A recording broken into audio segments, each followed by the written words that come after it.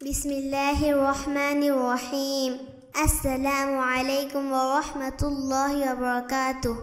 হযরত ওমর ফারুক রাদিয়াল্লাহু আনহু এর ন্যায় বিচার ও আইনের শাসনের যে উজ্জ্বল দৃষ্টান্ত স্থাপন করেছেন তা সংক্ষেপে আলোচনা করছি। কাহিনীটি ভালো লাগলে লাইক, কমেন্ট ও সাবস্ক্রাইব করতে ভুলবেন না।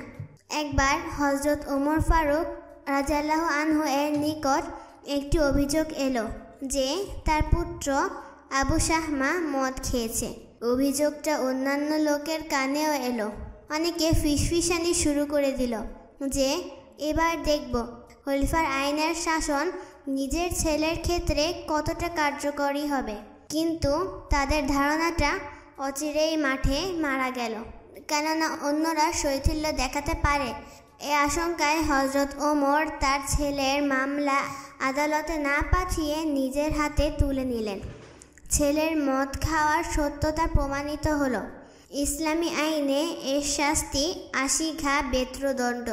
এবারও হযরত ওমর অন্যের উপর নির্ভর করলেন না, কেননা অন্যরা দুর্বলতা দেখাতে পারে। তিনি নিজ হাতেই পুরো ৮০ ঘা বেত্রঘাত নিজের ছেলের পিঠে লাগালেন। আবু শাহমা এই শাস্তিতে মারা গেলেন। কিন্তু হযরত ওমর ফারুক রাদিয়াল্লাহু আনহু আল্লাহর শুকর আদায় করলেন যে তিনি তাকে এমন কঠিন পরীক্ষায় উত্তীর্ণ করেছেন।